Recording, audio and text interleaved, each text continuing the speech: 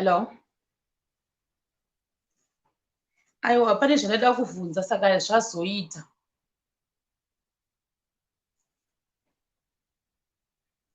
Zvazoita iripo. Wait. Wait. Ma? Ndiri palive. Ndiripo.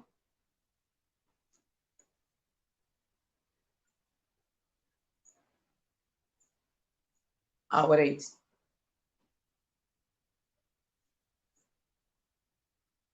Ngatitauri ndapedza ndakutosvika 1 minute ndiri pafoni. Alright, thanks. Alright, my comments. Ndandisiri comments. Zviri sei Maria? Tsitsi Gombera. Muri sei amana muri sei? Ndandisiri kuona ma comments. Chantel. Amana nhasi tinani? Tina Budi Biko. Bikolicious. Mirai 1 second. 1 second. Nezvandoda kuita panapa. Muri sei kudzi zviri sei? Pazvakakukanika panapa 1 second. Laina Mathias sei Rudolfo Chimudzi Charlotte zviri sei kwamuri kwese. Viki ndeipi yako sha? Alright, metione nezvandikukanika panapa. Onias Sitole, Olivia, Maria Mangani zviri sei? Jennifer Ngwarai muri sei amana muri sei? Guys, nhasi ndanonoka, sorry. Mine ngatisvike 100. Hatingambounzi Budi Biko panapa tisina kusvika 100. Hazviiti. Right. Zvaita zvona chida izvi. Idzi ndo time chaidzo anticipate. Guys, munoziva kuti zvinoda energy. Handidi kureva nema. Zvombada energy. Ungowika unotanga wambotsvaga energy wambokoka. Regai ndinoda kushare.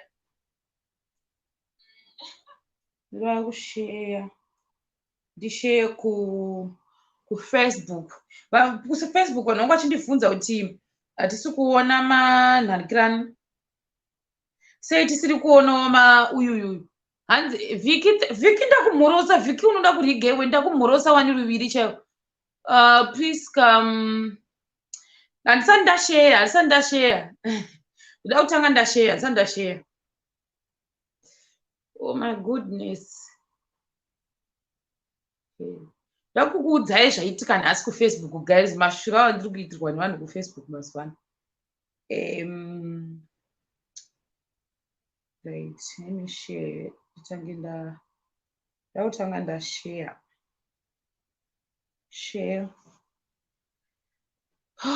Zvakaoma. Angela Limoyo sei.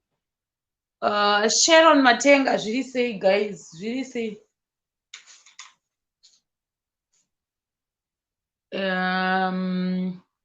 Meme Tsungai. But hatinoda kugarisa stereka. Handiti tichifanira kuita maybe 40 to 45 minutes. Ndiende kupersonal account yangu ndinoshare as well. Share.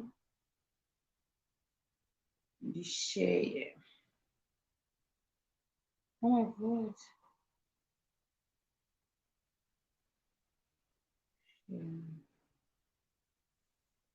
Joseph Moyo zviri sei?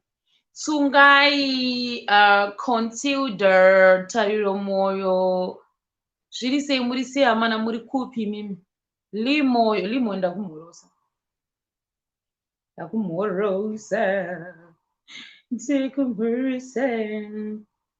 Amana share link, guys. Share link. Ndikushare kuno. Ndikumboshare.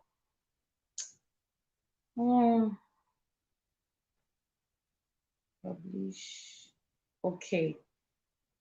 The poster. Saka share. Amana tapa 77. Paida moyo antiquity wise. Zviri sei? Karen Matora sei. hanzi yekera yako J Zimbabwe saying try more ko warwadziwa nei Lucas Mavhiringi zvichisei tsungai pochi aseke Biko ndinongomudana kana tasvika 100 kana tisati tasvika 100 Biko handimuisi handitombomuisi Beatrice zviri sei amana hanzi chi Primrose Shema ndipo nhamba dzako FB messenger yako haivhurwi izvo senda kunhanikirani kuinstagram ndopindura zviri kuitika manje nemessenger yangu handizivi kuti nekuda kwei cause handisi kukwanisa kupinda mamessages angu directly saka kana ndisina kuona notification handisi kukwanisa kuita sei kuona mamessages acho mutsa washe sei Laina Matthias Barbara I hope vanhu vari kufacebook wangu vachinditi zvoni add asi sei tisiri kuona malive achoni I hope vauya nhasi panapa muzondo B9 zviri sei ama kwasara vanhu 2 esiderera maitania zinyoro nati natipi wakukasira kuuya nhasi very good ndakuvigirai dude panapa Shema Joseph Chiwawa it's my first time watching you live I always oh my god ari kumhanya maquestions achoni vedu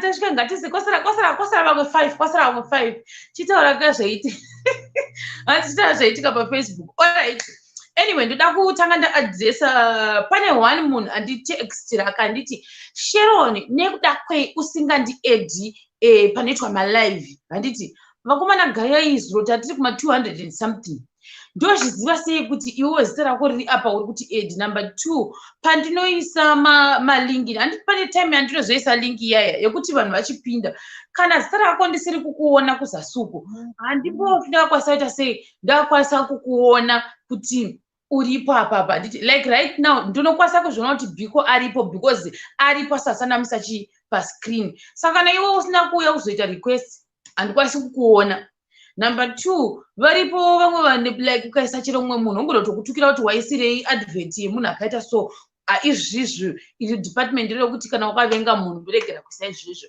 ikoko kwakusi kwangu handiti musazonyanya kunditongera upenyu kuti achitororo stereki ndotoriwo munhu unofema unotodawo zvinhu handitika alright saka regai ndise mani Biko panapa handitika ngandise mukoma Biko zviri sei mukoma Biko licious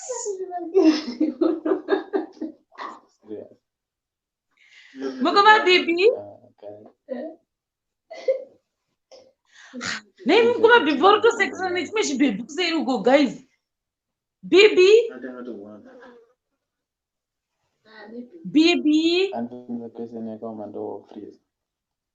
amazoti I think Biko haasi kuzviona kuti alive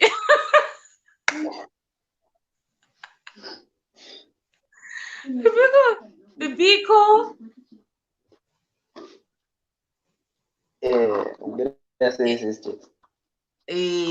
uri kutombota koguhwa ndakuhwa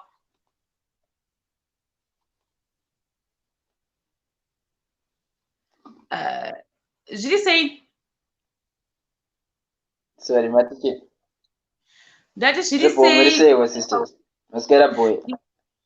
ndaswera shamwari saka Biko asida kupedzera nguva yako ndikuona kunge network yako iri kuita ichigaka saka Biko chingotiudza about yourself zvinhu zvishoma zita rako charero kuzvarwa naro ndiani nezvimwewo zvaunofunga kuti zviri essential ndonzi Dylan Mafukidzi ndakazvarwa musi wa15 June 1997 saka ndikutena 23 this year muna June ndikutoita warm up yebirthday ndo ndakazvarwa kuGweru and then just 2 weeks after my birth takamova tikatanga kugara kuHarare ndokwandakakurira kusvika ndagrade 5 ndobva ndazoshifta from dedza panonzi paDavid Livingstone kuEastleigh ndabva ndazoshifta ndikauya kuUsha nekwandabest iko zvino ndikadzidza panonzi paShaban Primary grade 6 ne7 form 1 to 6 ndandiri pazvishane hai iko zvino ndiri mu4th year paMSU ndoita inonzi mining engineering. Ndiri third born ndiri the last born in a family of 3. Kumberi kwangu kune an elder sister and elder brother, and we are being raised by a lovely mother. Unfortunately, my dad is deceased. Yeah. Oh, okay. That's nice. Okay. Saka pa free time musingaiti zvekuacta usiri kuchikoro zvii zvinhu zvaunoita? Tiri kumirira ma-questions kuti vanhu vauye kuma-questions. Atotanga are you single? Chimbomire. Zvii zvimwe zvaunoita besides kuacta in terms of zvebusiness maybe kana pa free time zvii zvimwe zvaunoita? Business so far hapana chandikuita, but masmall yawo ndaitombotengesawo drink chichi tichingotsvaga mari pese painenge chingonzi yabuda tinongoendawo chitongonotsvagwa, but so far hapana chinhu chiri like solid chatingataure nezvacho, but I'm looking forward to establish an events management business rekuti ndinge tichiisa out equipment like matents nemachairs nechichi just for my events, even like kuita deco yachona. Saka I'm looking forward kuti the slightest chance yadongowana I will go and learn zvedeco zvachona just for maybe I think my courses achanorana for my hours. Saka yeah, once I have the idea, I think ndagara ndongorona picture kuti zvinoitika sei. Saka yeah, ndo zvimwe zviri kundifascinate izvozvo. Saka I think yeah, manje toita kuita zvedeco. Alright, manje unenge wakuita zvedeco, right? Amana achimbotange kufaya ma-questions tione, because ndogona kutanga kuvhunza mamwe ma-questions kwamuri asiri necessary. Kandai ma-questions for money Biko, but musanyanya kukanda ma-questions ari related kakudrama, because tese tiri kuriona drama racho. Bvunza zvamunoda kuziva about Biko. Saka Biko maybe ndofana kuvhunza munhu achisa ma-questions awo ndikutasa. Saka what are your future plans iwewe? My future plans are I think are very simple. Ndoda kutongoenda kuHollywood, hapana imwe plan. Ndoda kuenda kuHollywood. I want to become financially stable, like andidi nhamo, ndikuda kuita mari. Ndo chete maplans andikati akanyasa kukosha. Alright. By the way, vanhu musati matanga kuvhunza zvakawanda ndakapina Instagram name raBiko, Facebook name yake neTwitter yake, saka vanhu vanoda kumufollowa mokwanisa kunomufollowa pa zvandakapina izvo. Saka manje maybe teta kubvisa rega ndibvise bhana rachoni yatione tinokwanisa kurihide sei. Right. Tichitarisa ma-questions manje, tichipina ma-questions. Sis Biko for Hollywood. Anyway, right. Mina ntange ndaverenga ndisati hanzi Biko uri single here? Ama ndisi single, ndine baby. Biko kungwarisa. Because don't munhu wese. Anyway, second question hanzi, hi Biko, do you attend any drama school or something similar? No, I haven't attended any drama school of any sort, but the plan is ndichazoenda kunodzidzira kuacta just after the degree I'm doing right now. Because of school I can't do anything else. I'm still tied up. Okay, are you friends with Mantawa per real life? Mantawa itori shamwari yangu zvekutodaro. Like we established a friendship I think in 2016 pandakaenrolla kuMSU, and I started engaging nevanhu vekufilm department because Mantawa aidzidza pa like the same campus as I am. Saka actually we started off take part in my plays ake aidirector achiri kuchikoro, like part of his school project. From there we established a friendship. Up to now it's actually developing into brotherhood. So we so tight. We talk every day. We talk even besides the film. We talk about life. We talk about other things. Okay. Next question: how do you mix mining engineering, acting, and events management?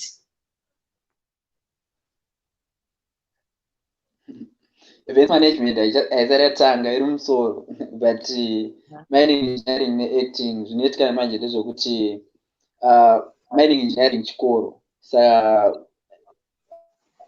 at the end of the day I need to fulfill chikoro zvinenge zvinokuita munhu wese like it has to be a priority, it must be a priority.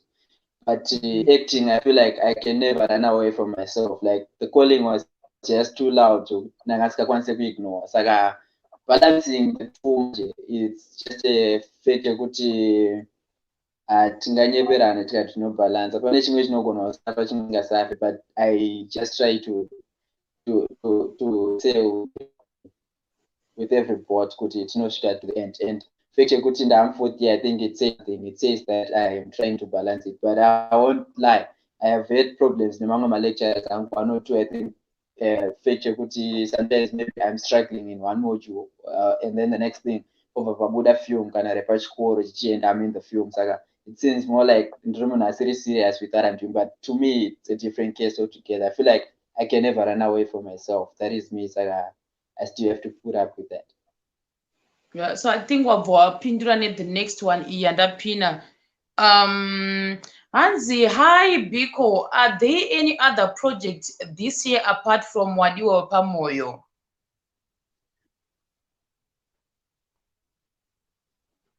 Why is definitely actually this year I think we are going to Wadiwa Pamoyo, and then we are going to see a season 2 of Wadiwa Pamoyo, and then we also have a feature film, a sequel to Kubusha Rinonzi Yuba Life. That's something to look out as well. And we also have a feature film, Toro the Tribe, Changatato, like we were due for shooting that film, Chakatongo Disturb on a lockdown. And then we also have another feature film that Chakato paid, like it's already almost done. Sakarango Mirror release, non organized crime. Saka you're gonna see my face for the longest time this year. Okay. Hanzi Biko ane shamwari here inenge Biko wemudrama pa real life chaipo chaipo. Kwanzi une shamwari yakadiri here? Shamwari yangu ndimantawa. Vanhu varikuita zvemabhebhi. Biko atanzi ndine baby guys. How many projects have you done so far? Actually, ndakaita projects akawanda, but most of like some of them were not released due to some other reasons. Probably ameno zvinozongoitika kugadzira alright, because kugadzira film it's not just kunorishuta, pane zvinhu zvakawanda zvinozoitika, saka somewhere along the line zvimwe zvinorasika. But I've also done mamwe amateur projects ekuti mamwe acho ndogara ndichida wachengeta mubedroom mamwe sikatotonawo because aingasiri up to standard but I've done a lot of projects. I've done several projects really. Alright, ndachimboita kunge ndazwa freezer. Hanzi nedzidzidzi Biko musikana wako ari serious here? Ini nditori ready for marriage. Guys, Biko mozoti mwana mudoko here.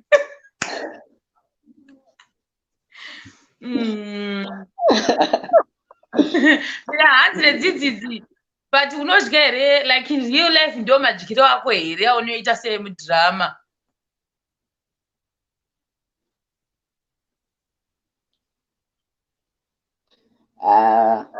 Ndotya zviri normal, but brother mbakandudza kuti hashayo pakuda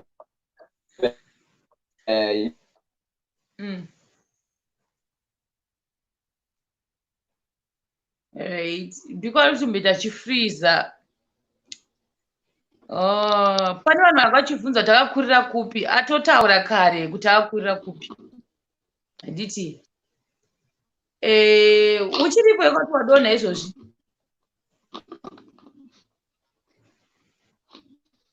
Hello? Hansi Biko, how are you managing your celebrity status?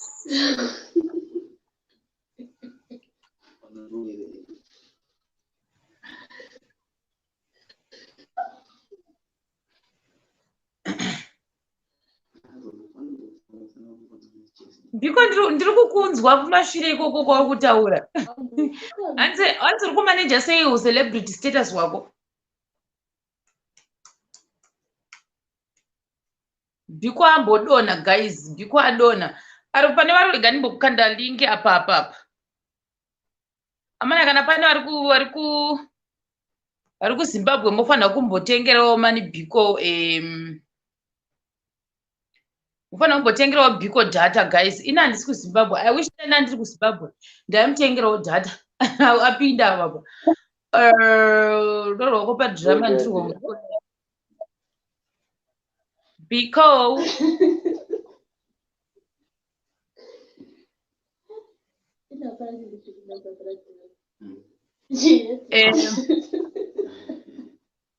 Mina ndise iwe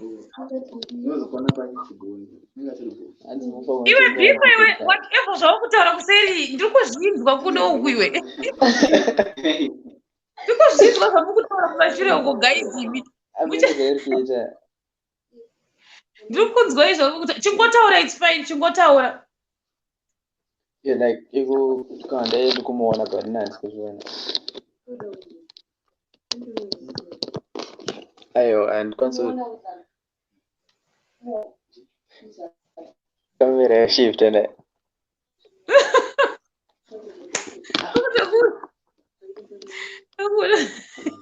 Biko unotipedzera nemakumbo ako here chamwari.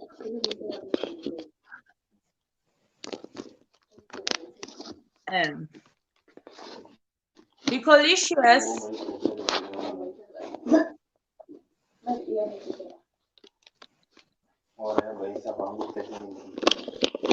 Vada kuedwa please ndaisa link apapo popo bayai link.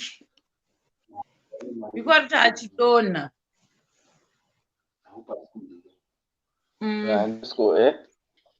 Ndiri kukunzwa inini. mukunzwa.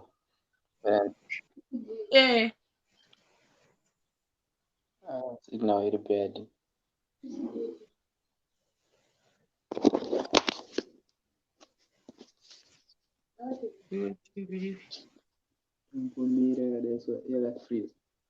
Vada kuedwa please pindai apa baya link muuye ichibatsira na mani Biko. Mani Biko vanenge vasiri kuzwa kuti ndiri kuvanzwa.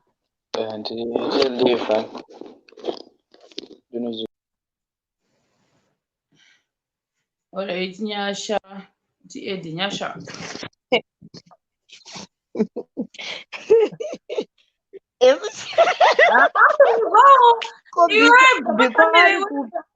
Zvekutaura newe iwo pamoyo muri hama dzakaita sei? Kweyo nyasha ndisi kukuonewa. Ko Biko aripi? Toda Biko. Biko ari kuti achidona. Saka unotidzosa Biko adzoka. Bhai achakudzosei. Guys, makazhinji angu anoda kundimbudikidza. Unoshandisa chikamaliza panapo. And the question is here though. Guys, you practice or you do yourselves here zvaunoita. Biko? Sisters. Wakunzwa ere Biko?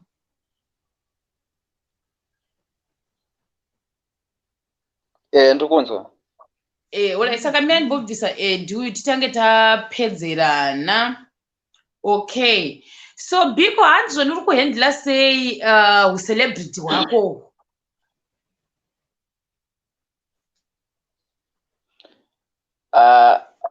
Inini hapana chinja kanyanya chandokumbopila kunge chachinja, like the only difference yangu yekuda kuzikanwa nevanhu vakawanda, saka I don't find any reason yekuchinja personality or anything. Saka yeah, I feel like everything is still normal. Manje questions anga akawanda akwira kumusoro. Hanzi which actor inspires you and why? Questions wobva akwira kumusoro koko manje. Number za Biko. Alright, I No. think it's Kevin Hart because we are both short.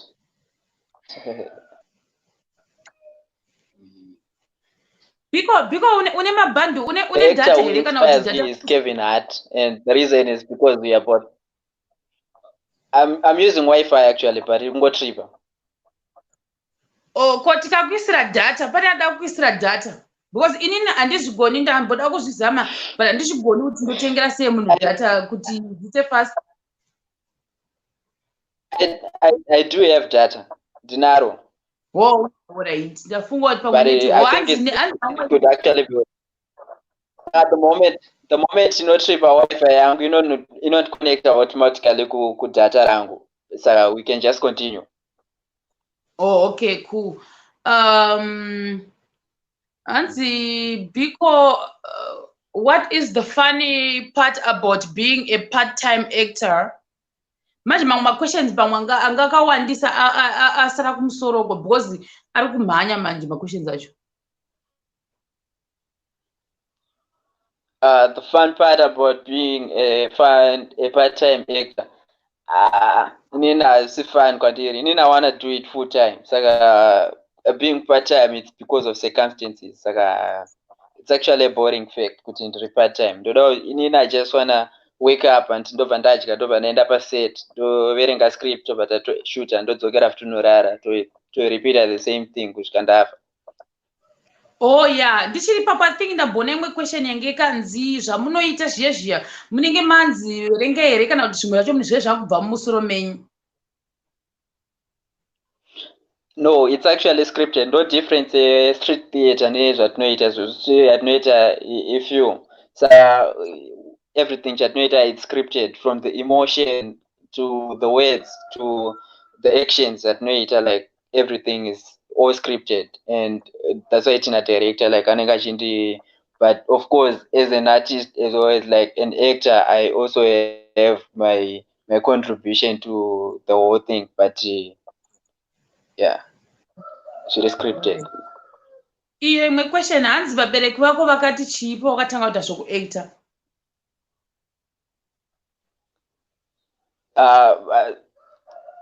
Vabereki vangu mubereki ndatochengetwa namoms.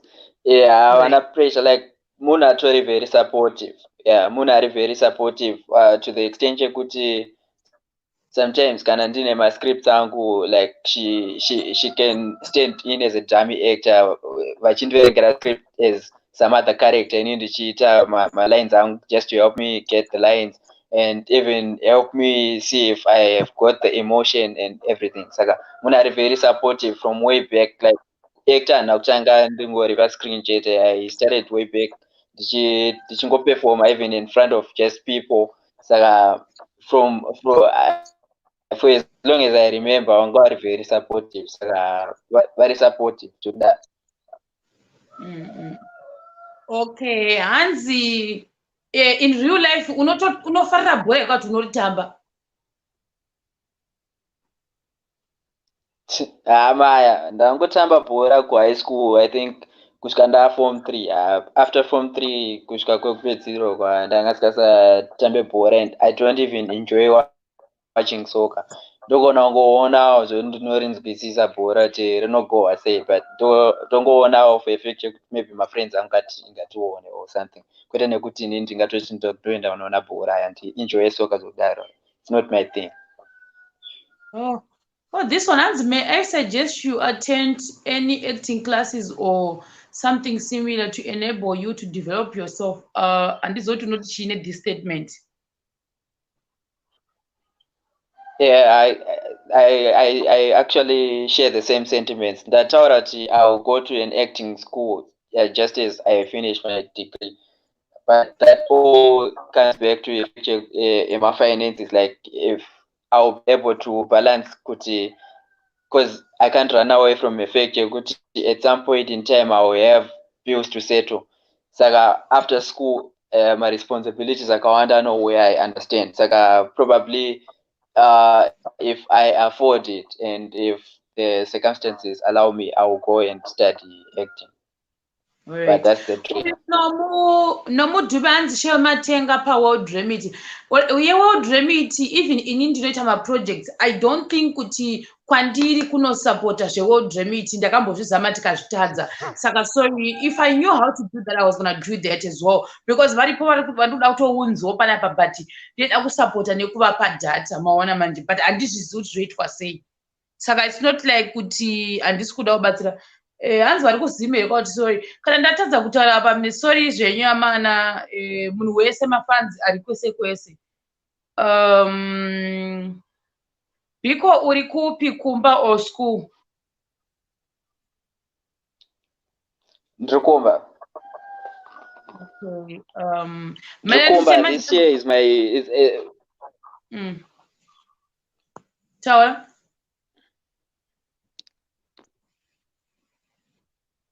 ndiri kumba because program yangu i5 years saka ndiri pa-attachment saka ndiri kumba. Alright. Hanzi Biko, what is the funny part about being a part? No, taipindure. I see you. What is the weirdest thing a friend has ever done for you?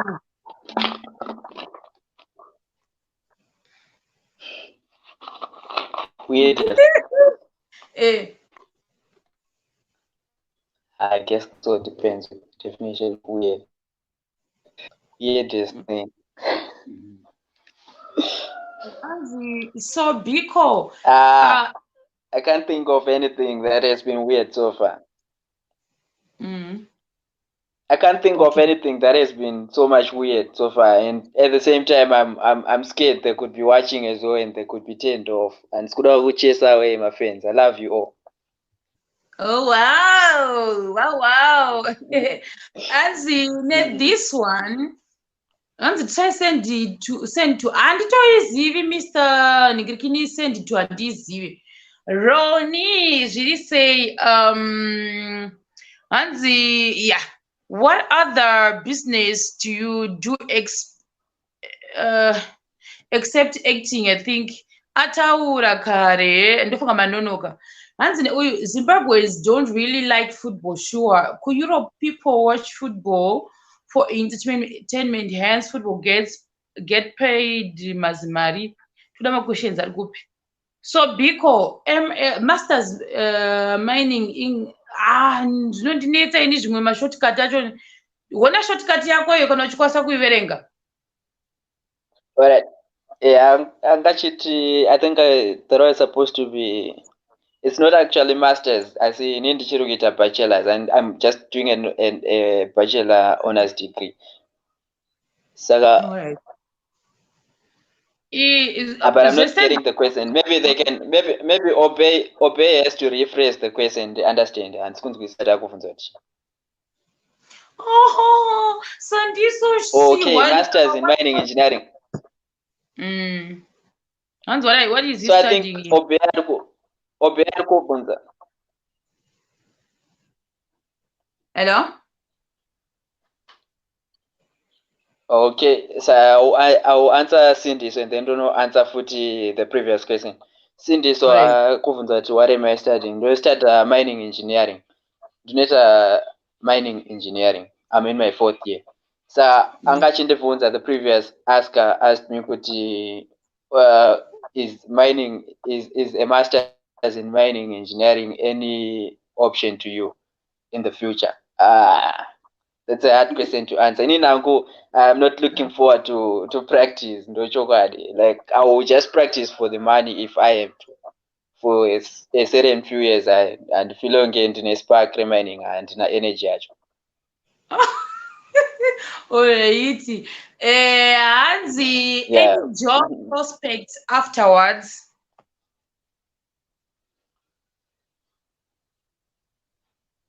I don't know if I understand the question well, but I think those are I'm sure I will practice for a few years because the economy here is not so conducive for me to become an actor yet. So the practice as a mining engineer for a few years just to establish myself financially. Then afterwards, I think I will find my way in the industry properly. Okay. That is if I don't blow it, like from the time iri now up to time yachona yekuti ndapedza chikoro and I'm due to find a job. Saka if anything happens in between side reacting, if any good deal comes, then yeah, I'll just get the degree and go venture into acting fully and probably start studying acting with a professional charity. Okay. Hanzi neuyu Biko vanhu vakutofunga kuti kune mafriends anenge iwe. I love the show. Keep it to natural. Then I think there's someone ari kubvunza kuti hanzi this one happiness anowanikwa paima episode. Alright, munomawana pa YouTube uyu awo drama ravo munoenda kunotaipa kuti wadiwa wepamoyo munomaona ese. Ikatione vamwe hanzi if you don't have energy or spark for mining, why did you pick it? I'm curious. Oh, all right. So nyaripo ndekuti it's not like I don't have energy for it. Totally. I do it. It's interesting actually. Kuita a mining engineer because I think it's one profession where you screw up your own life. I don't know if that makes sense. But then, yeah, I think the perspective I'm saying it from is where I have to choose between mining and acting. Because mining, I think I'm just there for the money. Like, if you are an engineer, you're guaranteed you're going to have a good salary. That's the bottom line. I want money. So I was just looking for something I can go work, like I can be guaranteed I can have job security at the end of the day, and then find my feet to what I love doing. Because again, at the end of the day, life, people said I think they so happy. Like, so if you do something that you love, you are guaranteed to have that satisfaction. You'll be guaranteed you will be happy at the end of the day. Saka, I'll just use mining as like a way of establishing myself financially, and then I'll venture into acting. But if a good deal comes, I told you I'm going to go to acting. Alright, saka iko zvega ndichanchiedha vanhu manje kuti time yedu yatawirirana iyai handiti Mr. or Miss Nomudube, zviri sei?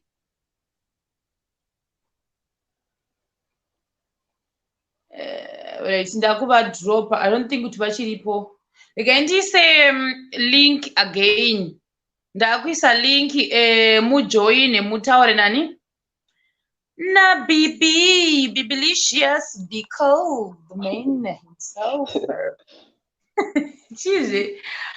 Are you being? I don't know if I should ask this question. Are you being paid? We have, I think that's the same one.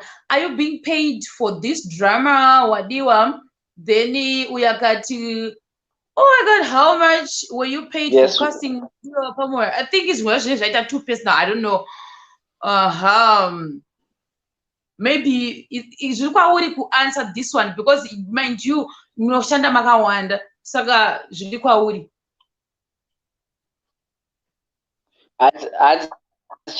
Like I didn't get the question.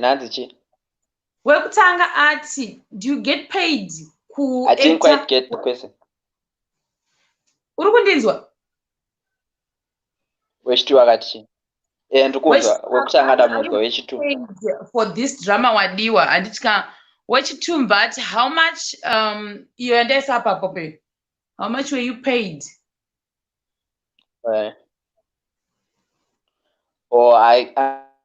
Unfortunately, the second one I can't answer them. Yes. The first one, yes, we are getting paid. Yes. Zvakwana, if water full stop ipapo. Kona nachido. No. Choose I manning tapeza na. You just want to stay in front of the camera, or would you consider trying to enter, but the studio is full? All right. Mendi amana vanhu ngono chimbobvai please. Ndakuona kunzi studio is full. As do you just want to stay in front of the camera or would you consider going behind the camera? Apple. Actually, the reason why I didn't study ku MSU offer degree in film and theater. Like I studied on a team rangure say like the directors and everyone else in the production, including Mantao. The reason why I didn't take up that degree program was because nini I don't get fascinated behind the camera, like even becoming a photographer. Although I'm considering becoming a writer, like I want to learn script writing. I see anything else chiri technical, it doesn't fascinate me that much. That's why I want to strictly, if I'm going to go into a film school or theater school, I will study strictly acting, not anything else. I wouldn't consider becoming a behind the scenes person. Okay. Amana ndokumbira kuti vanhu vari kumboda kujoina chimbomirai ndakutanga kuedha vanhu because yakunditi studio full. Okay, ndaedha ava. Kana ndakuedhai mobva maita exit handiti. Sister Nomuntube. Hello? Yeah, hello. Zviri sei? Mushe cousin. Taurai naBiko.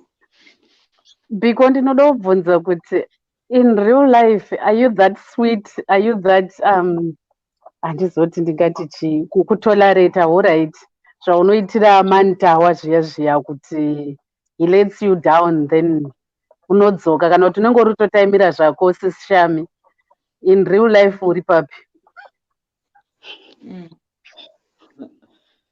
I think listen, ndizoziva kana ndichikwanisa kukeep up nemastandards abhiko because abhiko ndinowanondivhura, but I think I'm a friendly person. Yeah. Oh, nice. Okay, thank you sister. Thank you. Mombo exit mozodzoka nditi like da kuti Okay. pamboita vanhu vachioma.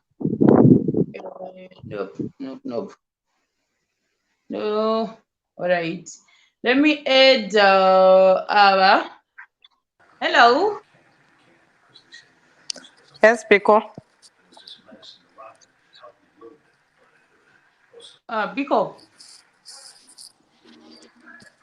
Yeah.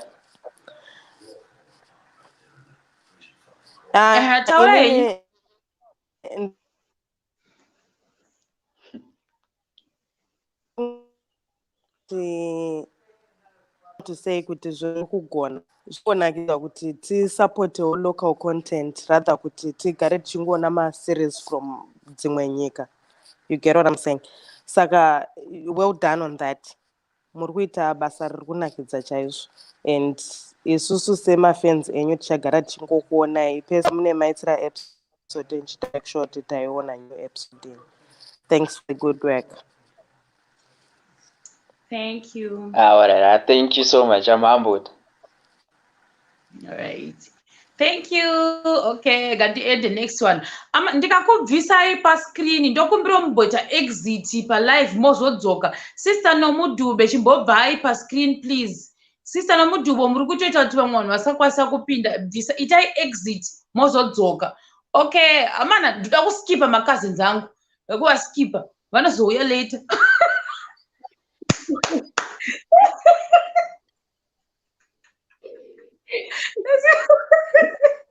Nesikipa ma-cousins angu akapinda pachikona apo. Ndavajamba. Vari kupopota. Zviri sei? Hello, Charo.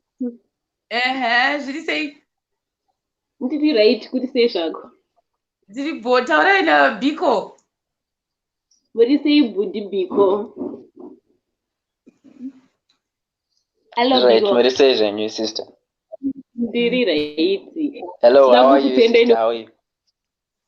Ndiri right, muri sei zvenyu? Ndakutendai nekuti pachinotivaraidza pa-lockdown. Hey. Hello. Thanks sister. Kana mishosipagwa ndenda tofara.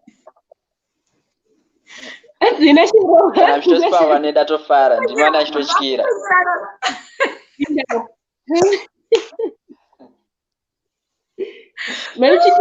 Kana zvitosipahwa sister nendatofara ndimana achitotyira. I did it. Thank you. Yeah. All right, bye-bye.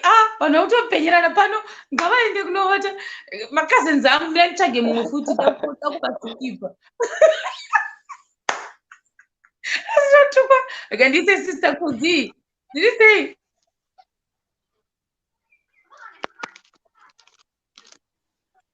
sister Kudzi sei sister Kudzi regainde ndofunga unozviona regainde say Vicky zviri sei ndiri mbori se ndiri bo taurai namantawas ndinoda kuti mantawas azani nabhiko Biko uri sei Ndiri bo zviri sei ndiri right aiwa muri kuti waraidzawo komana nelockdown thanks. Yeah, keep on doing that great one. Yes, Shero. Did you go? Sure, yeah.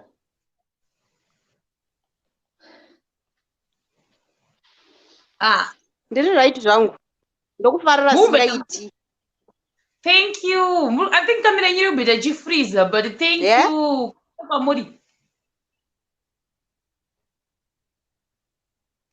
Hello? Alright, thank you. Maybe just kuenda futi mimi ndibobvisa ndise vamwe. Vakanzi X5 ndokumbira musaise mwana ndaona muchisimudza mwana kudai vakanzi X5 ndombira mubvise mwana pa uyu pa kamera nditi ndaona muchisimudza mwana mudenga.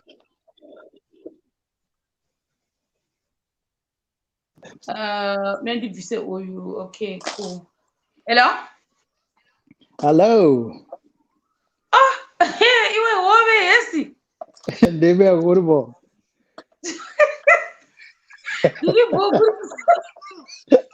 Are you surprised? What you say? Ndripo zvangu.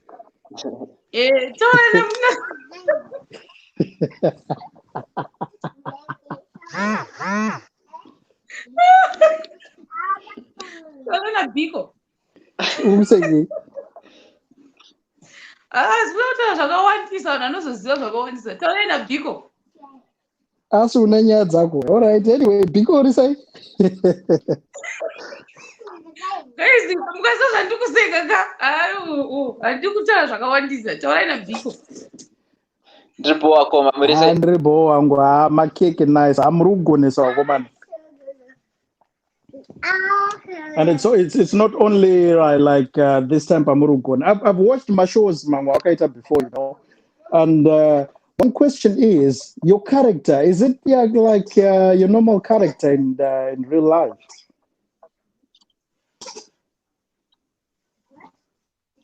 Hello? People please.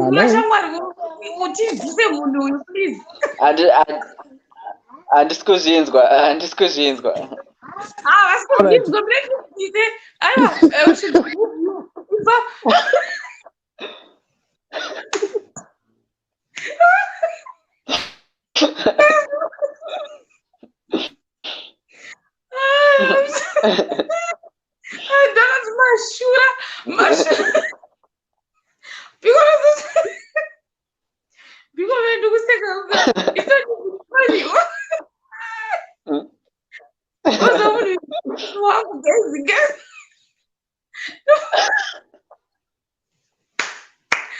Oh my goodness. Guys, Mashra manager.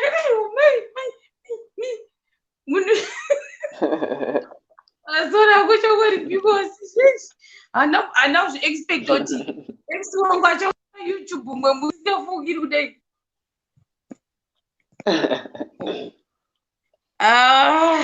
Zvakaoma hazvo guys.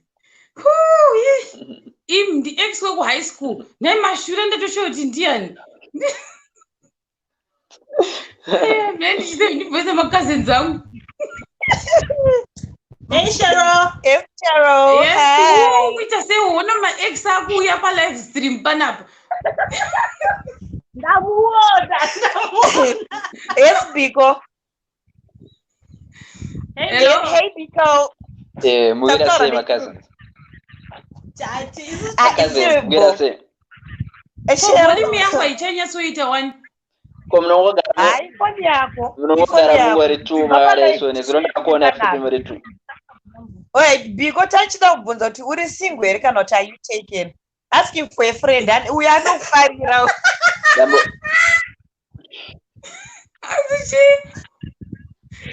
Daddy, Biko, are you taken or are you single? Kana uri single, my friend ari panapa anokufarira.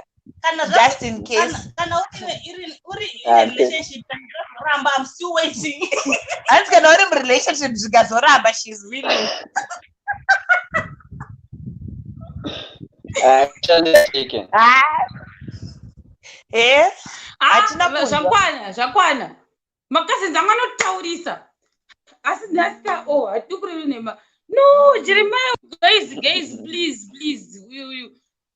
Umana, uri kutifonera Jerry shamwari. Jerry, let me check kuti Jerry wacho ari pera pa. Ndaisa ganimboisa mukomana ndite chichinjanisa. Hello? Yes, Cheryl, what do you say? Kuri seiko.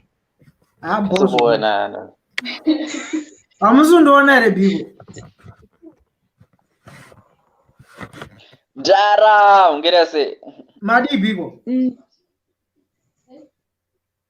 Riboza mera say.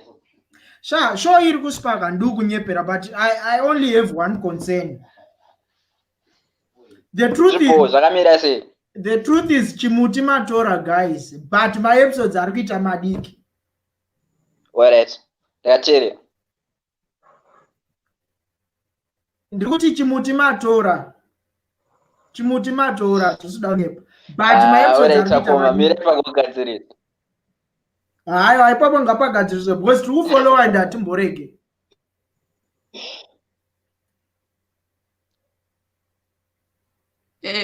Alright, thanks. Pane abatanzi shero kana uchi interview a celeb, try not to divert attention to yourself. It's unprofessional. Oh my God, you got it wrong. It's not like a proper interview. I think ndakambotaura futi kuti isusu we don't do professional kana kuti we do what we call sorry, ndabvisa the wrong person. We do what we call sorry. Okay, sorry, Mr. Matikiti. Isi professional. Takava invite kuti vangouya vachita chit chat nema fans, not kutoita serious. Anditi saka musasitore serious. We are here to just enjoy ourselves. Please, a serious interview because inini I'm not working for anyone. I'm just in my room, dingori freelance, singotaura nyaya sezvatikuita nani na mukoma Biko, so that vanhu vanovhongoziva kuti mukoma Biko chii ndiani. Ndosaka ndati ngatisafocus too much on their drama. So don't worry, it's not professional. Professional. Imi ndati ndi-ex mukomana uya murume uya akatororo ndi-ex but andambofungira kuti achauya pa-live stream rimwe gore maona. Like zviri sei? Moshe, uri right. I don't know, kana ari kundinzwa Biko. Can you hear me? Because internet yake inenge rumbita slow. Hello, Maurice. Okay. I can hear you. Okay. I can hear you properly. Then to kubvunza kuti as an upcoming artist. Easy. Oh, okay. As an upcoming artist, yeah, I'm listening. Upcoming artist. Uchasangana ne a lot of criticism. Uchasangana ne a lot of personal attacks. How are you going to deal with this in the future? Because some people unenge watanga nechinhu chakanaka senge iko zvino kuti mese muri kuita a very good thing and everyone is really interested and watching your program, but panozoita pekuti pane vamwe vanhu vagara vari mungori mahaters, whether you're doing good or amen. but pane achazongouya achizongokuataka in a way. If are you going to be able to handle it as tingati chiko mune matoma celebrity acho unodila nazvo sei? Thank you. That was my question. Oh, so all right. For starters, I think I would appreciate kuti mention affect kuti tukugona, like maybe ndimunokwanisa kujaja kuti tukugona na tukutadza. Saka if ndikanzwa muchiti tukugona ndinofara, because I know you've watched the show and I know you have said zvinhu very genuine from your heart, so I appreciate the fact kuti moguti appreciate. And for my answer to your question would be ichogadi, like criticism will come and imwe yacho inenge isiri constructive, like people will just say negative stuff towards you kungoti just kungokubvisa to derail you, like from the path yekuenda kugorako.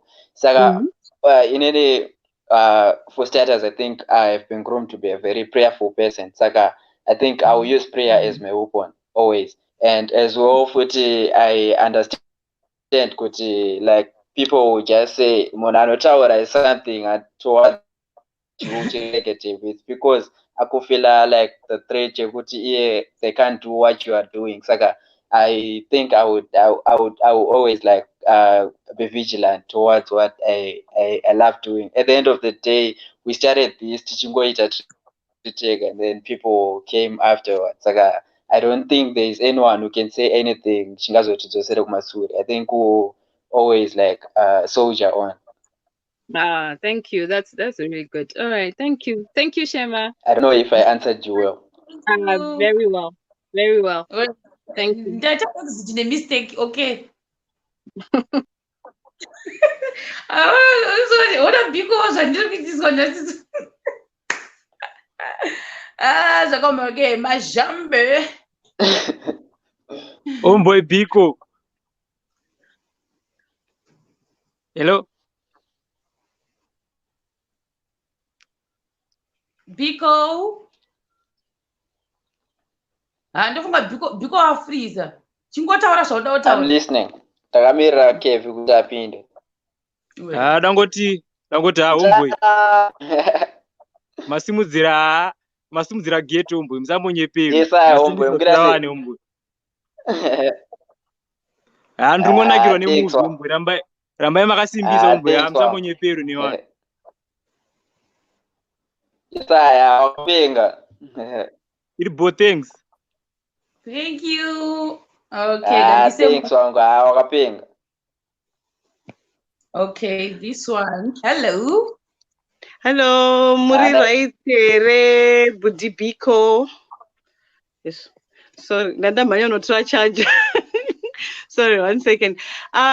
Indongo kukurudzirai kuti pane imwe comment yambotaurwa kunzi izvoni you need acting lessons. I'm sorry, you do not need acting lessons. Everybody believes in Biko. They see a loyal friend. They see Muna vari kutorelata naye. They see also mudhiniwe futi achidhiniwe chenyu chake chiri pamberi. No man, no cry. Asi muchisupporta zvakadaro. So as long as you are able to bring that character and make that person believable, you don't need acting lessons. Pamungangodai maybe acting lessons kuti kana makuda kuizoita zvemunhu ane utsinye kana kuti another character. But kana matoita zvamatoita mutori pamberi musateerere zvisina nebasa rese. 1. 2, I just want to also thank you nemessage yamuri kupa kune mayouth kuti izvoni you can be a scientist as uri an artist at heart, because I'm a former educator kumba, university level and ningiriki secondary school, and then ndinoona kuti zvinhu zvinokanganisa vanhu vechidiki kuti zvandiri wemasciences handichaacti, handichaimbi, handichadi. Saka well done for having those options ekuti ndinogona kuita zvemascience ndoita zvema-arts. And that's all I just wanted to kukurudzira nekutenda chete. Thank you very much. We are really enjoying your work. Manjenjenje makadiko chivara. Thank you so you so much. I guess. Ndaiwo manjenjeje aiwa tiri kuona kuti unjenjenje uri kunjenjemera. Thank you so much for the message. I think. Okay, taura kumwanangu Biko. Pane Biko anga chiri kutaura. Ndangoti ndiningirike. Ungochiti chi? Well, and actually, I want to maita basa for what you said. It's. Okay, I know. Okay, all the best for your future, and it's very motivating and inspiring. I think I missed some of my parts. Thank you so much. God bless you. Okay, God bless you, Manangu. Take care. Bye. Part of your message I'll watch in a file video afterwards because my network is flipper, so I think I will. Okay, no, in summary, mention you are an artist, as well as a scientist, and there's Rukuita. Ngatirege kungoita box vanhu. And then also zvekuti character yako is so believable. Zvekuti usaterere zvekunzi unonida ma acting lessons. That's the main message.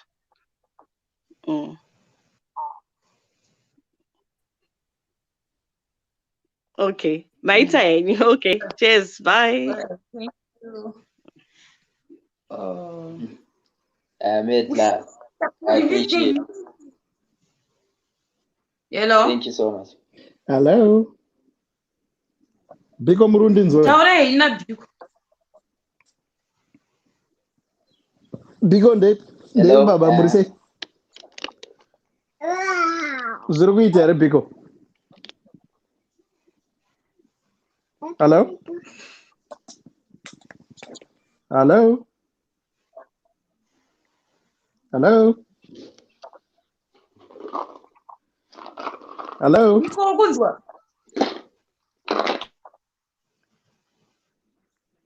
Hello? Auskunzwa. Biko-licious. What's happening? Anyway, pasha chingotaura kuna Biko anogona zvinzwa. Anyway, you know, there's this other drama ravakaita before, which is called Things We Do for Love, and the character Yakupa and this Wadiwa Pamo is just the same character. So I wanted to ask Kuti, is that his like his personality in real life?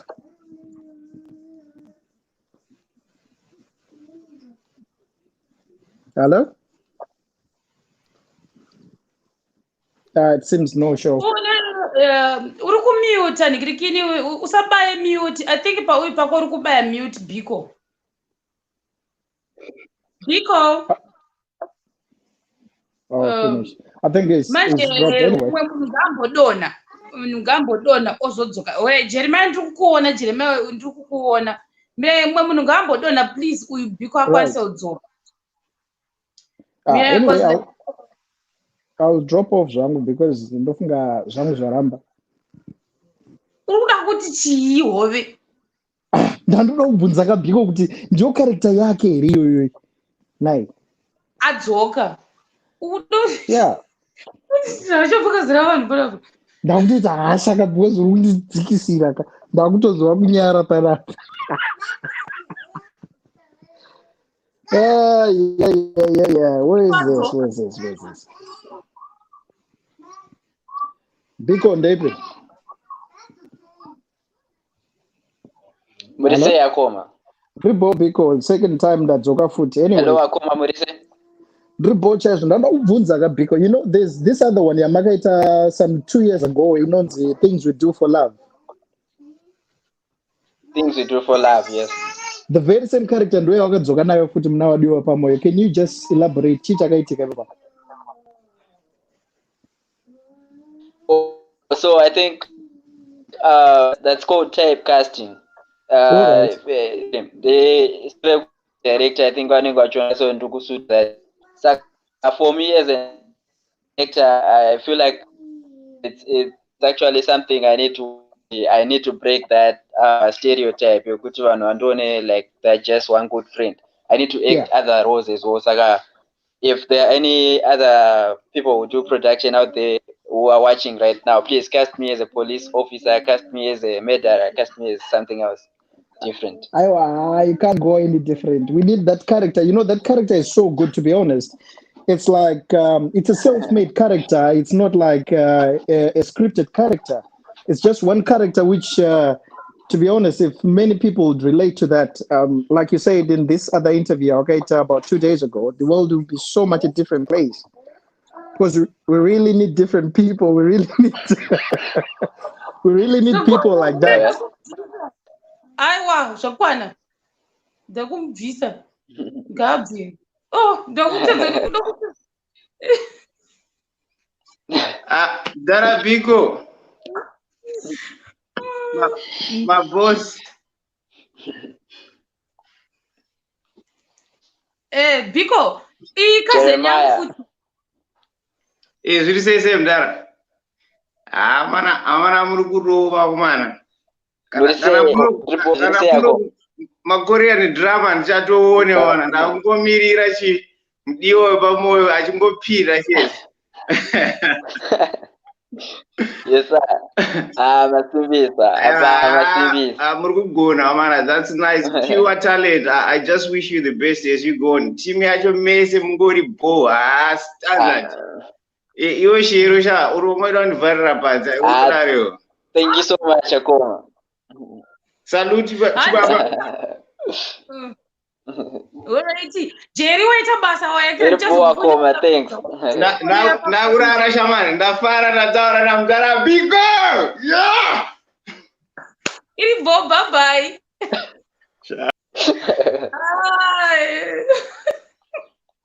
What my comment section did I get guys? Alright, we were about Taranayaka. Did not meet cousin because Takadza Tese Kumonash. Sakatanga to my best, don't tell us a brother young. Sakanga in the nets and us, but Taranani, no Biko. Milandi say, oh, you. Nema cousins I go on. Hello? Biko and Dave. Hello. Dave Charil. Dear boy, see? Dave Charil. Right. Nada kuvunza kuti kwamu ede vamwe vanhu here mu drama renyu. Oh, I don't really know because I haven't seen script season 2 kuti rakamira sei kuti mune new characters or what, but all I can assure you is we have a whole lot of productions akamira for like they still need casting and all. So I think very soon we'll be scheduling my audition, so just look at our posts everywhere, like from the whole Adio Epamoyo cast and the College Central people. Just look at our posts on Facebook, Instagram, and everywhere. We'll post about the auditions, I'm sure, pretty soon. All right, because I was interested, like, communicate and do my rank. Saka, kana pakazoita kwasidavan, yeah. And then in my episode, I go to the Biomijana because ish, I can't carry a dig up and go. Yeah, we're working with that. I share my shows. Yeah, I understand. Thanks.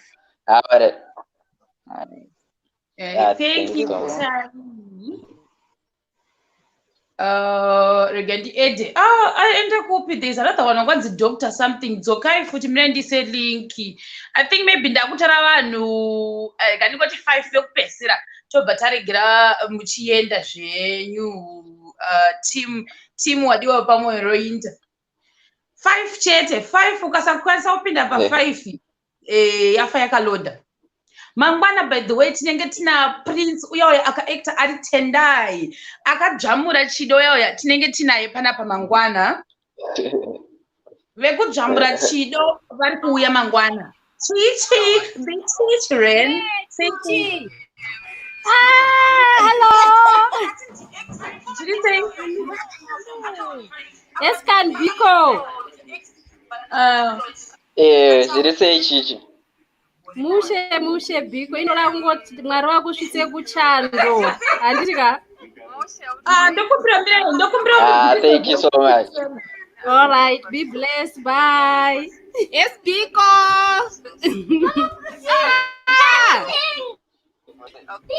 No problem. What is this Shami chete? Sisi Shami varikuya on Sunday. Biko chavaenda. Guys, that is my birthday, but Biko. Hapo ulipo? Biko umoresa manta una sisi Shami aliti.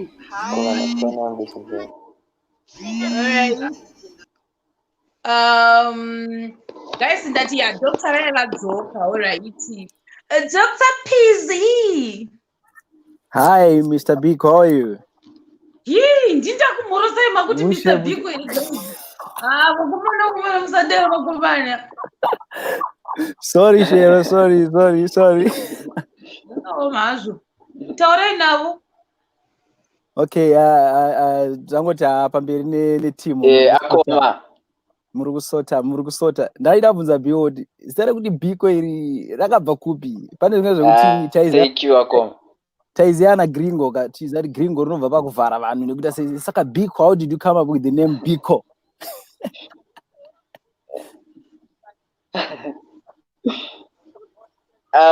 Actually, Komango, I think Ngoribo Munatongori intelligent wasn't even a tango to funza that same question that like the question. In personally as the person behind the character Biko and Otombo Kwanza Funza Kune my writers could what inspired them or influenced them to use the name Biko.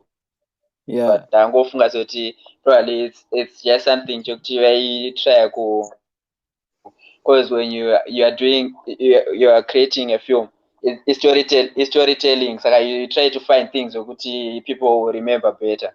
So I think that's where the name Steve Biko comes from. That's just like the real purpose of putting the name Biko, and I'll post it on my Facebook. Check out my post late tonight. I will post about it. It's all the way from Cape Town to support tinotomira maepisode enyu kuti akandwe. Ana Shero, I don't miss your episodes. I always follow you. Pagua. Thank you so much.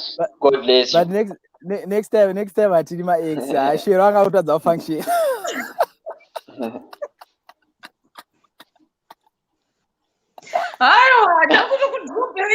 Ndakutokudropera izvozvo.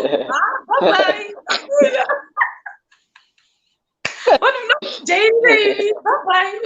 Anongotara kuti X ndiri kumudropa. Anongoti X chat drop. Right. Tanatswa.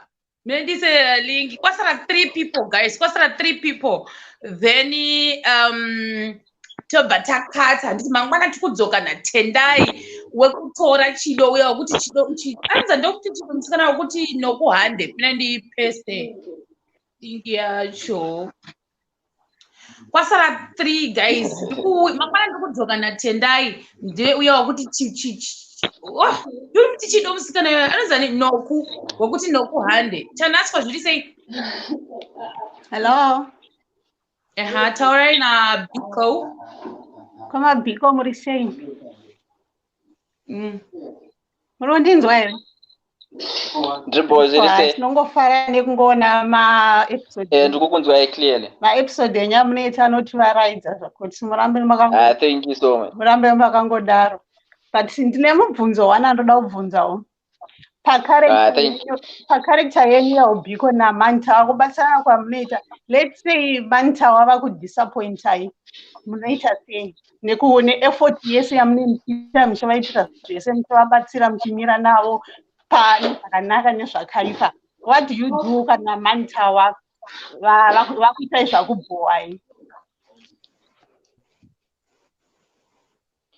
I think question very hard kuipindura kuti atana tombozi imagine like as Biko I have never imagined tawa achindi rwadzisa to an extent yekuti I need to retaliate.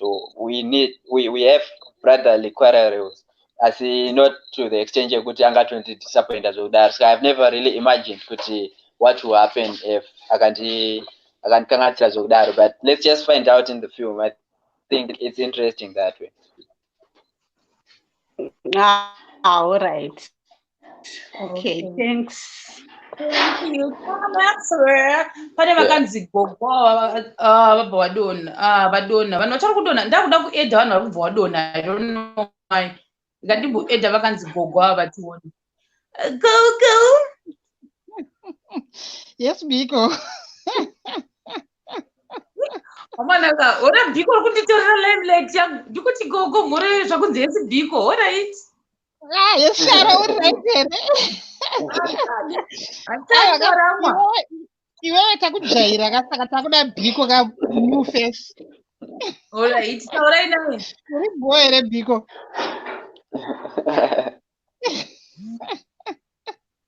Right, makadi zvenyu. Ndiripo zvangu wakadiwo. Aiwa ndokufarira wena. Ndozvanango ndikuudze ndokufarira. Thanks so much. God bless you. Okay, thank you. Bye. Amanda, akutora last regationi pane munhu aramba ari paqueue. This one Nyasha, mepasara last 3 vekupesera zvemashua vekupesera. Ko Trevor wachaenda kupi? Trevor. Ndizvandaita Trevor ndambomboenda nditi. Not really. God bless you. Yes, okay, thank you.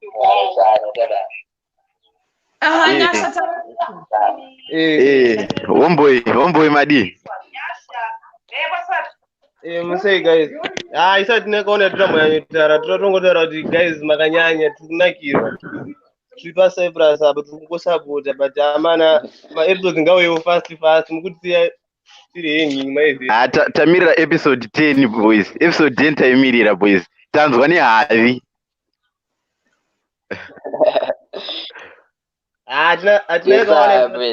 Thanks so much guys for the support. Aramba mchiona chino man. Ibo sini ndicharamba ndichiona but unofana uzongoma yana chido waiziya. Waiziya ufana uzongoma yana chido zvinakidze waiziya. All right, anything about that iripo amasipaka homeboy muri kusimbisa sini rakapenga. Everything is Ibo peace ba. Makapenga boy. Ndabvisa because handizodi kuti munyonyota deep mune zvedrama kona ndosaka tati atidi because panozotanga kubuda kunzi wakalikisa nditi. All right, I think this is the last one.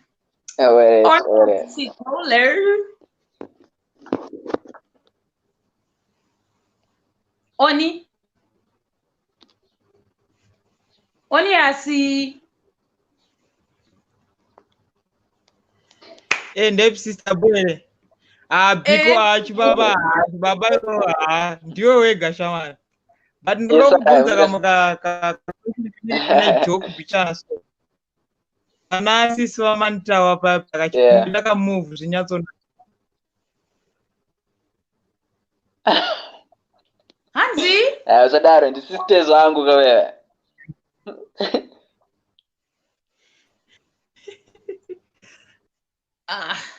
Nambozvinzwa zvaataura ini. Biko usataura zvinhu zvemudrama menyu zvisazaitika iwe. Unotivavetsa manager ako panapa. Mafans anokuinfluenza. All right. That edit Trevor. I think guys ndakuti andisinga cha edit. Takuda kuenda. Ndango edha last 2 vari apa pato atapedza. Trevor taura.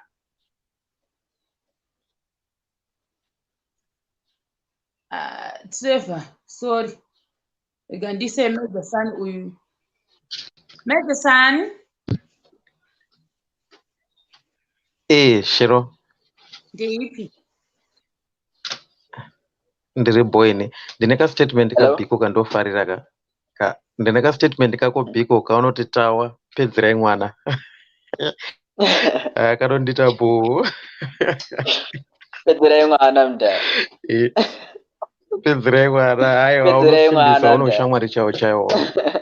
zvotiratidza kuti shamwari dziriko kunze ukoko nenguva yatakurarama 21st century kuchine vanhu vane rudo chero chero mafesi unosimbisa mumwe wako ibo. Thanks one. Ibo wako. Thanks. All right, there's this Chivete. Chivete is the last person wanda kueda, but anonzironi uyo fish kana kudzoka akuwe response yake anogona kudzoka. Ini ndinoita exit akapa. Iye opedzerana zvada kutaura nani na uyu onachiti ex lawyer anogona kudzoka guys andisi asida kumutsa Lucas anodzoka opindirwa ngrini unodzoka mopindirana indoita exit mopedzerana anditi Mr. Chivete chitaure. Hello. Hello, makadi zvenyu. Kana iniso madhara masite yes takufarira. Pane chandikuzwa kuzwa. Amapu.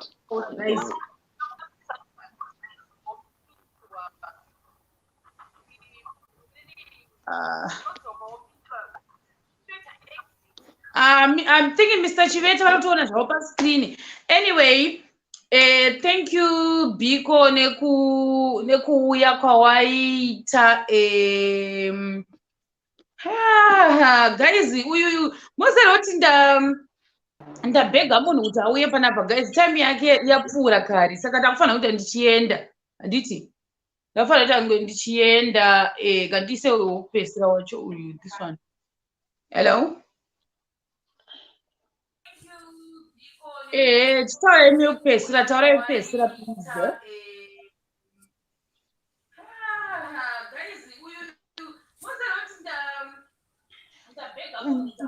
please. Dimai kuseri please, dimai kuseri.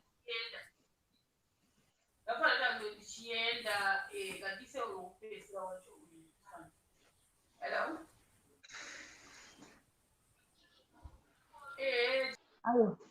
Anyway,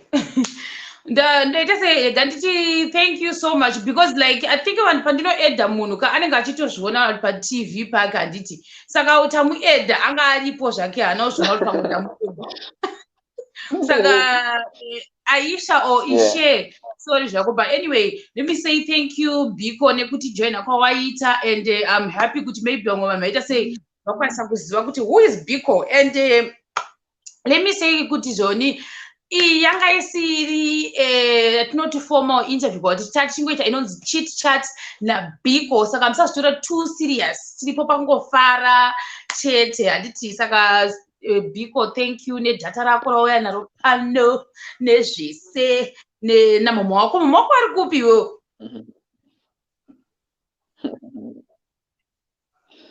Mama wangu avapo at the moment, yeah. But varipo. Unozovati hanzi moroi, we love you, handiti? Yeah. Thank you so much. I will do that. All right. Saka ndakubvisa. All right, unoda kuti chii kune vanhu?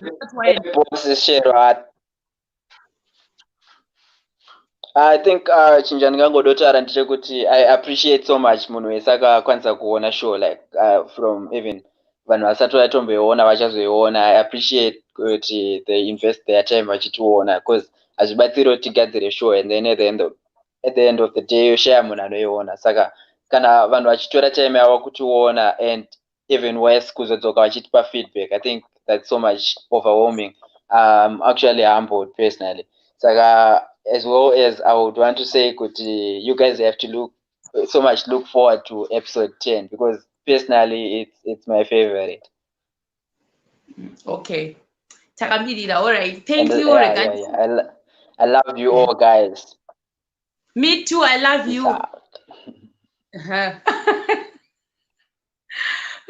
Guys, oh my God, there is the Biko himself Jamunza. Mangwana ndiri kuuya na Prince uya akaactor ari Tendai wekujamura nokuuya ndiri kuuya naye mangwana. Then I think muswe Sunday kana zvikaita zvakanaka zvikafamba zvakanaka ndiri kuuya na Sister Shami naMani Mose. Saka tichaona kuti vachakwanisa kujoina patime ipi yacho ni vari vaviri, but vese ndakwanisa kutaura navo. Then so far so good. Onda kuti chido noku tataurirana rimwe day. Aiwo hove chinda, bye bye, thank you. Right, anzani what ngirikini noku anga achifana kuuya I think on Monday, but ndamuti let's reschedule. Noku ndichamuunza maybe after episode yawo yokupesira yaitwa, then nditobva taunza sister Noku. I'm sure vanhu vanenge vane ma-questions akasiyana siyana kunani vanenge vada kuvhunza sister Noku after pamwe season yawo yese yapera. Hanzi nguvai between 7 p.m. to 8 p.m. dzekuThailand. I think kuZimbabwe dzinenge dziri between 2 to 3 p.m. if I'm not mistaken. Do time dzinenge dziri kuZimbabwe dzekuAfrica. Kuno uku dzinenge Nyasha, I'm not adding you. Nyasha, I'm not adding you, my friend. Unouya mangwana. Guys, cousin yangu oda kuuya asi kumuedda. Nikirikiri nadoti shout out to Kimberly Chigwedero. All right, thank you so much. Saka maita basa nekujoina ndinokuita sei Vinyamuzi andina kukuona apa papa Nikirikini musanditsamire please. Link pandinoisa mukasaiona ndikasakuona uri papa, like right now ndikuona cousin yangu ira papa. Saka asa handisi kumuedda. Saka iwo ndofana kutokuona apa kuti ndikuedde. Handauta sei handakukuona, sorry zvako. Ndokuona mangwana ndakuenda. Don't take it too serious, guys. Musazvitore serious tiri kufara because toda kutoziva kuti vanhu vacho vanoacta vanofarawo here kana kuti vanhu vorova serious most of the time. Regai nditi chikona ADX. Yo, what's up? Ndeipi zviri sei? I'm good now. We love you. You know, you have a good show here. We love you. You make my day go. Oh my God! Can I see your face? Oh, I'm driving. I'm sorry. Oh, muri Yeah, I'm in Canada. Oh, kuri sei Canada? Yeah, it's okay. Kuripo. Oh, muri sei? Muri inochengetwa naMwari. Tinoti hallelujah. Anditi maita basa. Okay, thank you. Take care, right? Ndakuona I think pana chikuedha ndofunga network yenyamiro zvainga ichiita pa Biko panga achiripo mamuchidropa. Yeah, nanchibva pamba, so it was transferring from network yekumba ne phone. So yakadropa. All right, thank you. Aiwa, unonzi Vika. All right, ndakubvisai. Anonzi Vika. Link rirapapa isa apa tikuise paskill pacho nezvisanetse please. Ozofunga pamwe ndakuskipira mahara. Ise umukazini yangu alapo. Vinyamuzi enda paskill apa tione kuti zvechua ungochienda. Ndemnyasha. Baba. Yes, can mwana wa baba. Muri kuite iko. Ndouya ari kuita makeup asina kwana uisena naye. Azikona vi. Hana kutongoda ngoti tingokuti that's what ndakidza hedu takagara hedu munhu.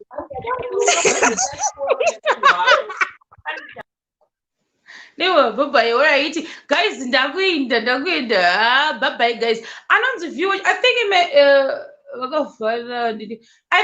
Nyasha nenzani vinya muzika maybe wangosiri kuekera wangosiri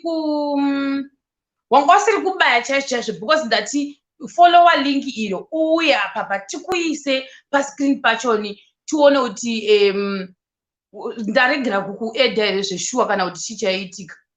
Handiti ndingori ndega hapana mumwe munhu. Vinyamuzi follower link iri tikuise pa screen pacho. Munozonditi hanzi handisi kukuedhai. Iri link iri inda apapa tione ari kuzviti v wacho ngauye ngauye ga. Hello. Hi, how are you? Ndimi v here. ndatofara kuti chero tisiri nivhi chero mambondiisawo. Ukuona manje saka vhiya kunyeba nokuda ufunge uri kuita zvakanaka munenge apo ufunge. Maita basa ndakatanga kuuya naBiko nezuro ichibva yandinakidza kuenda kufacebook page kwake ndikaona kuti haapo saka ndaona kuita live. I was so happy. Wanditi ka ipita apo munin'ina ndo zvatinoda munhu anokurudzira kwete munhu alright maita basa. Alright, bye bye. Bye bye. Rega ndiedze uyu. Ndoda kungoprova CCV kuti asandaona request yenyu because ndikaiona apa munofana kuuya panapa apa. Ndo point yandoda kuzama kutaura. Forget. Yes, Shema. Zviri sei? Mushori sei ndafara wena nhasi ndakandiri dofo chairo chairo. Oh, amusiri kera vati handisi kukuedheka. Toda kuprova sisi vairaya kuti vari ku ndowari kutsvaga varauye vinyamuzi uya shamwari. Handisirini ndakambotaura newe kuWhatsApp ndichiti ndiri kutadza kuuya live musi uya wenyaya mukoma vaivaye nasisi vekuLesotho. So apa ndakatorara ndobva ndatongoona uri live ndikati rega ndiende kuYouTube nditry zvino ndaona ndagona ndafara zvisingaiti. Mukuona ka it's easy right. Thank you. Let's keep on through. Dakuisa uyu maybe wekupesera uyu CCV ngava uye ngava mazoona mazoita chaizvo. Hello, zviri sei nyam sir?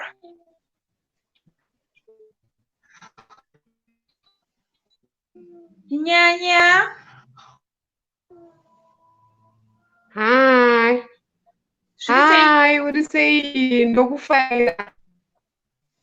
Thank you. Ndokufarira sha unonditira ndikaswera ndisina kukudzwa ndinotozwa kurwara ndokunotongana vanhu ndimbonzera. Thank you for mashows auri kutitira. It's really entertaining nguva yelockdown live. So keep up the good work here. Thank you so much. I love you. Thank you. Alrighty, bye. Okay, I think that's the V wacho uyu. But I saw a video ka CCV tikuonei. Sister V. CCV. Hello. Hi. Video iri kupi? Mukuona kuti Bartau, iwewe ndikaswera ndisina kukudzwa ndinotozwa kurwara ndokunotongana vanhu ndimbonzera. For mashows auri It's really entertaining nguva yelockdown. ndikutadza kuisa screen, ndikutadza kuisa video. And mazvino ndizvona mutitadza kwete kuti ndandiri kukuedhai mukapinda mukiri nobva ndakuona ndakumbokubvisa ndoudza kuti ndoisa sei. Ndoisa sei kuisa chiscreen handisi kunyatsoziva kuti mukuti chiini. Vadona rega ndise uyu anonzi Kumbi tioneke. Jeremiah ndikukuona namba uri ipapo. Kumbi Sishema ndeipi Kumbi? muri bo here? Ndiri bhoko. Video yenyu iri kupi? No, video handina kuisa because pane zvazvichiitika mumba macho so mawana. Yeah, but ndakubatawo wakutopedza. So I will have to watch again kuti zviri kufamba sei, but yeah, keep the good work. Zviri kunakidza. Hamune voice rakanaka singaiti.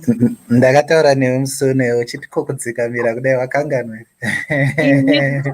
Voice ndawara udo kuti pedzera masister panapo. Jerry Ndevi. Guys, Jerry is single. Ndakutoudza vasikana vepano Jerry is single section. Pani vasina komana Jerry uyu. Then could say Jerry is single section. Jerry unopinda SDA. Amana ndozvandauyira here panapa umana. Jerry very good. Kuti Jerry havadi zvina basa. Havatopoti zvina kana basa. Itazveshosha mari imbosiyana nezvemapersonal. Hey, what is Jerry? And I don't thank you. You're doing a great job, Sha. It's nice to see Zimbabweans teach us something like that, and keep it up. Don't worry. Kuna tusikana kombo tepa ndofunga ndasitsva kuti sina data. Ndasina ndichakutestira mwana mai vangu. Yeah, ukaona ari serious mupe date, it's okay.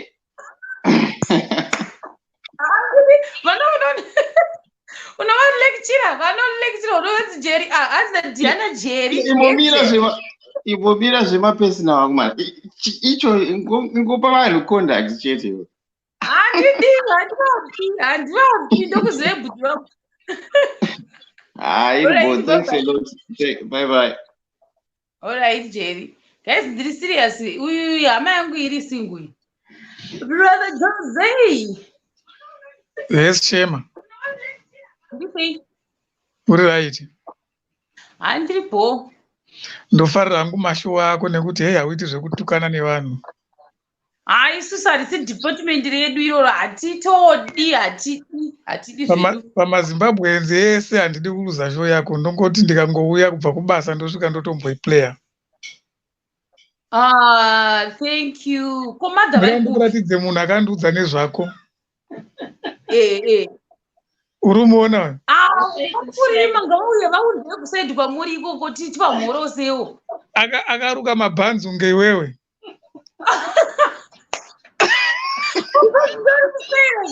Mina ndimupe foni. Rega ndimupe foni. Yo ari mustaida. Imuri kupiri. Esi Shema. Manzi parima. Ndofunga wenda yacho yachinja panzapo. Muri sei? Show yenyu tiri kuifarira. Tiri ku UK. Kuiseko ku +44. Kuma +44 uko tinokuonai makarova mucheno wekuma +44.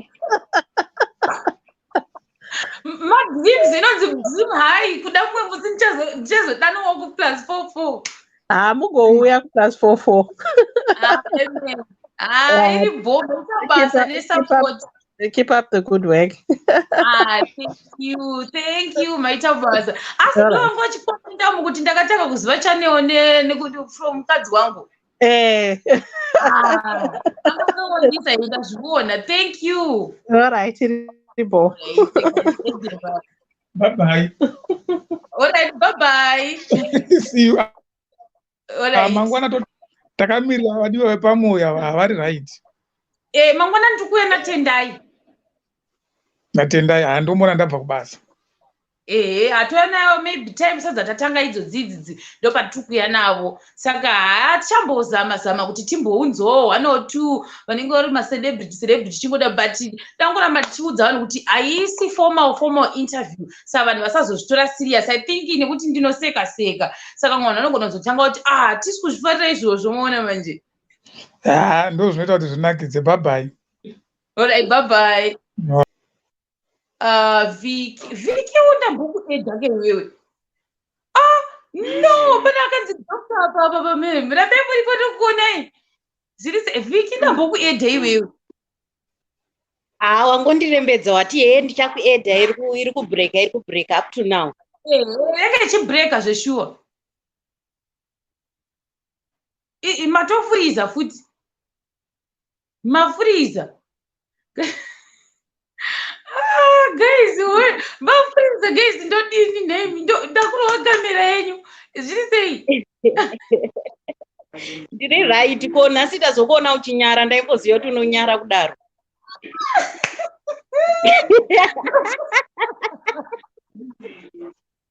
Aiwa, ndosvoda mai, ndosvoda zvinombo, especially department ndopinda pasi pemvura.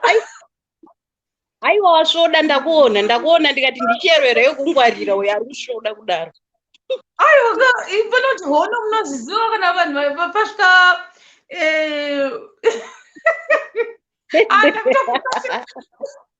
ndakubvisira izvozvo.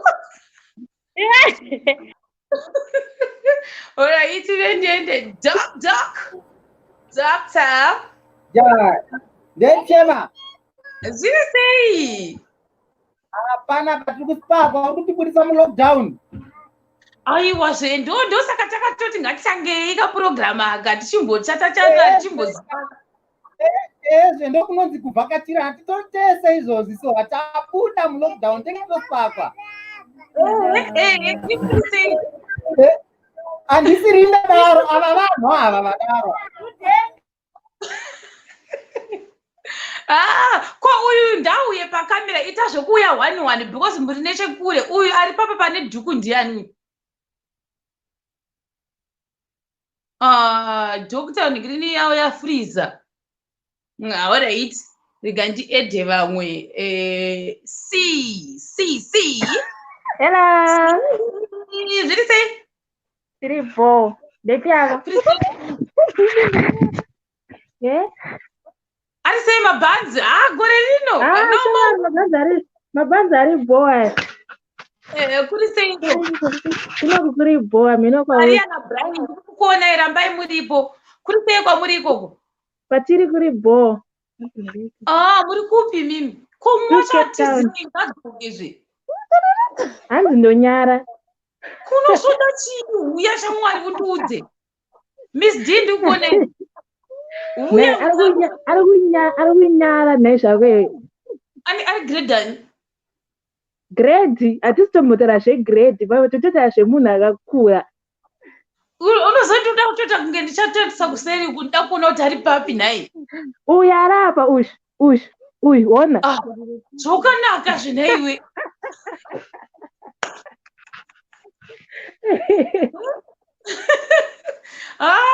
Iri bo ega mumwe handiti.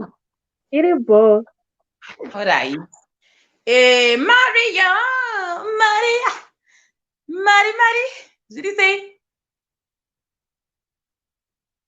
Maria, ma-earphones ako tarisai kera ma-earphones kuti hazisi kunzwika.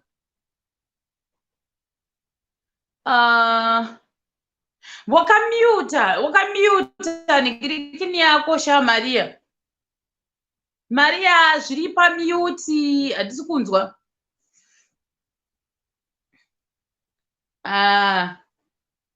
Maria ari pamute ndakumubvisa. Baby. Ryan. Papo, my sister, what say? Budi Brian. Bobo, zviri sei? First time. Ingori first time wokuya pama live apa saka I'm still a virgin, so.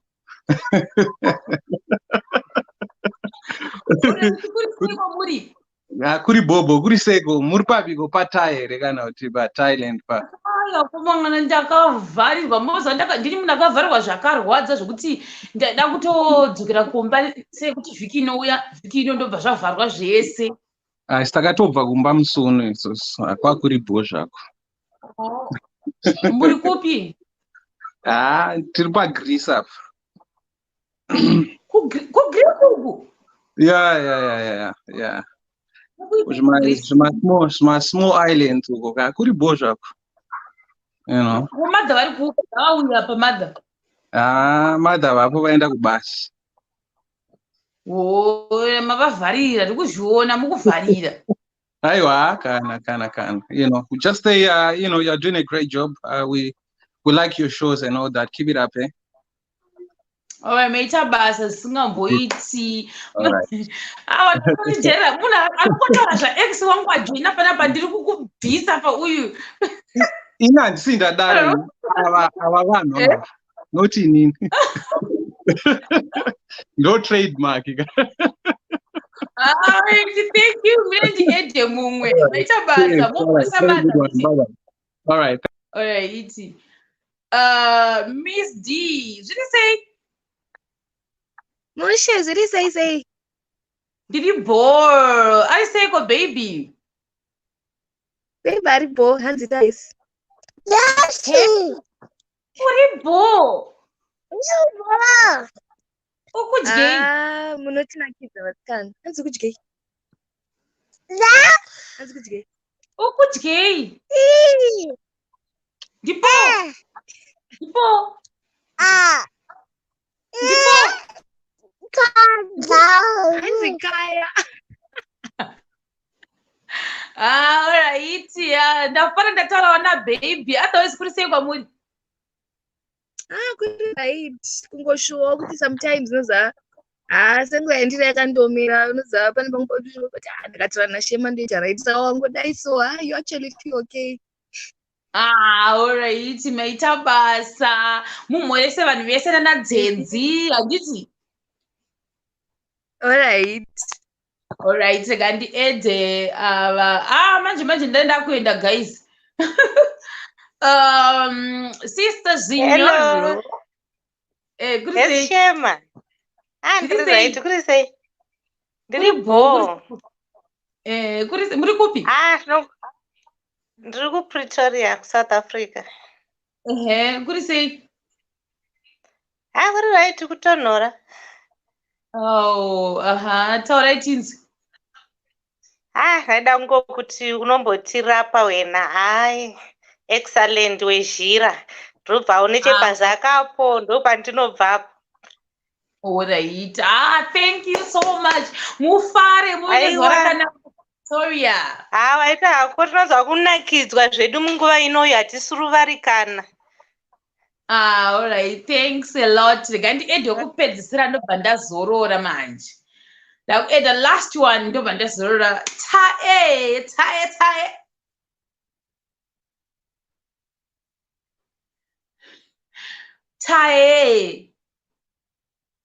Tae zviri sei? Guys, Tae wacho afreeza. Ndakuinda. Ndobatai mangwana guys. Ndaanyara. Maybe ndikona simba ndobva ndarekodha clip yanhasi. Bye Tae wafreeza. Ndakuinda. Bye mese guys. Anongotaura chete kucomment section yangu kuFacebook kungondikomendera kuti X ndiri kubva ndatobloka. Ndiri kubloka. Handitombota zvokuseka. I'm not joking. Guys, bye ndakuenda guys. Ndokuonai mangwana. Ndiri kudzoka between 7 na 8 p.m. dzekuThailand. I think Zimbabwe dziri 2 to 3 p.m. Haditka. Saka ndokuonai mangwana. Bye ndakuenda.